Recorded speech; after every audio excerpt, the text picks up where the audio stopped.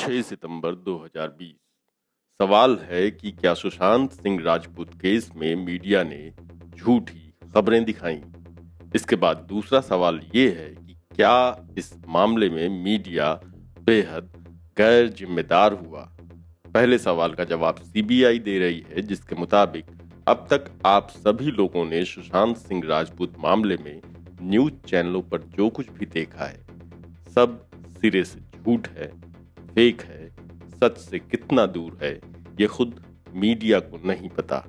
सूत्र सूत्र और सिर्फ सूत्र। सूत्रों की ये गोदी कारिता हम पुलवामा से लेकर बालाकोट में देख चुके हैं और बॉलीवुड से लेकर चीन बॉर्डर तक देख रहे हैं। दूसरे सवाल का जवाब बॉम्बे हाई कोर्ट ने दिया है, जिसने कहा है कि सुशांत सिंह राजपूत की मौत के मामले में मीडिया से उम्मीद है कि वे रिपोर्ट करते वक्त संयम बरतेंगे ताकि जांच में बाधा न आए।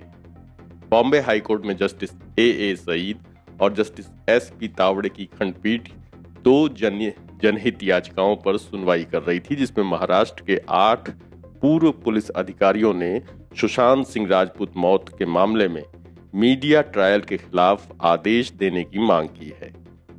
पीठ ने कहा कि मामले में आगे की सुनवाई से पहले वो ये देखना चाहेगी कि केंद्र सरकार और मामले की जांच कर रहे केंद्रीय जांच ब्यूरो यानी कि सीबीआई का इन याचिकाओं के जवाब में क्या कहना है। याचिकाकर्ताओं में पूर्व डीजीपी पीएस पसरीचा, के सुब्रमण्यम, टी शिवनंदन, संजीव दयाल, सतीश चंद्र माथुर और मुंबई पुलिस के पूर्व आयुक्त महेश एन सिंह, धनंजय एन जाधव और आतंकवाद निरोधी दस्ते यानी एटीएस के पूर्व प्रमुख केपी रघुवंशी शामिल हैं। इस जनहित याचिका में कहा गया है कि टेलीविजन चैनलों का एक वर्ग अपनी पक्षपातपूर्ण रिपोर्टिंग और झूठे प्रचार के माध्यम से केंद्रीय एजेंसियों द्वारा की जा रही जांच को प्रभावित करने की कोशिश कर रहा है। याचिका में यह भी कहा गया है कि इससे आम जनता के मन में जांच के तथ्यों और मुंबई पुलिस, स्वास्थ्य सेवाओं और राज्य की अन्य सहायता सेवाओं के बारे में भी संदेह पैदा हो गए हैं। याचिका में यह भी कहा गया है कि कुछ टीवी चैनलों के एंकर मुंबई पुलिस और उसके आयुक्त, जोन के डीसीपी और दूसरे अधिकारियों के खिलाफ 24 घंटे हफ्ते के 7 दिन एक निंदात्मक अभियान चला रहे हैं और तरह तरह से उन पर हमला किया जा रहा है।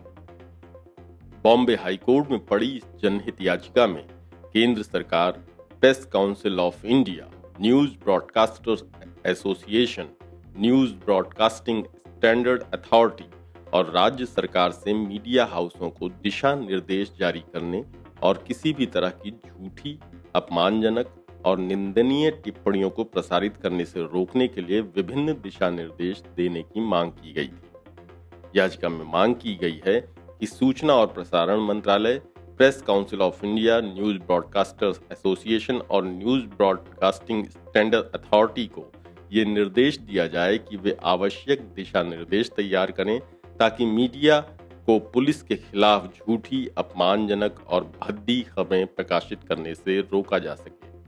उक्त प्रतिवादियों को निर्देश दिया जाए कि वो आवश्यक दिशा निर्देश जारी करें ताकि ये सुनिश्चित किया जा सके कि अपराधों और उनकी जांच की रिपोर्टिंग संतुलित, नैतिक, निष्पक्ष और उद्देश्यपूर्ण तरीके से की जा सके। इन प्रतिवादियों को निर्देश दिया जाए कि वो ये सुनिश्चित करने के लिए आवश्यक दिशा निर्देश जारी करें ताकि मीडिया को मीडिया ट्रायल से रोका जा सके, क्योंकि इससे जांच एजेंसी का कामकाज प्रभावित होता है। एक दूसरी याचिका में फिल्म निर्माता नीलेश नवलखा और 2 अन्य ने दायर की है, जिन्होंने मामले में सनसनीखेज रिपोर्टिंग न करने के लिए मीडिया संगठनों को निर्देश दिए जाने का अनुरोध किया है। बॉम्बे हाई कोर्ट ने याचिकाओं की अगली सुनवाई के लिए 10 सितंबर की तारीख लगाई है। अभिनेता सुशांत सिंह राजपूत 14 जून को मुंबई के बांद्रा स्थित अपने घर में मृत पाए गए थे। उनके पिता ने अभिनेत्री रिया चक्रवर्ती और उनके परिवार के दूसरे सदस्यों के खिलाफ अभिनेता को खुदकुशी के लिए उकसाने और दूसरे आरोपों में शिकायत दर्ज कराई है। सुप्रीम कोर्ट के निर्देश पर इस मामले की जांच सीबीआई कर रही है। इसी बीच एक आधिकारिक बयान में सीबीआई ने अभिनेता सुशांत सिंह राजपूत के मौत के मामले की अपनी जांच से जुड़ी मीडिया में आई खबरों को महज अटकलबाजी बताया और कहा कि ये तथ्यों पर आधारित नहीं है। इस मामले में केंद्रीय जांच एजेंसी का गुरुवार को ये पहला आधिकारिक बयान आया है। देर शाम जारी किए गए बयान में सीबीआई ने कहा कि वो सुशांत की मौत के मामले की जांच व्यवस्थित और पेशेवर तरीके से कर रही है। सीबीआई ने कहा कि जांच से रिलेटेड मीडिया में आई कुछ खबरें अटकलों पर आधारित हैं और वो तथ्यों पर आधारित नहीं हैं। सीबीआई प्रवक्ता या टीम के किसी मेंबर ने मीडिया के साथ जांच का कोई ब्यौरा साझा नहीं किया है। जो ब्यौरा खबरों में दिया जा रहा है और जो सीबीआई का बता रहा है वो विश्वसनीय नहीं है। सीबीआई ने मीडिया में चल रही खबरों का खंडन किया है। सीबीआई जांच के लिए जिम्मेदार मीडिया रिपोर्ट काल्पनिक है और तथ्यों पर आधारित नहीं है। मीडिया में सुशांत सिंह राजपूत की मौत को लेकर तमाम तरीके के कयास लगाए जा रहे हैं, जिन्हें लेकर सीबीआई ने बयान जारी किया है।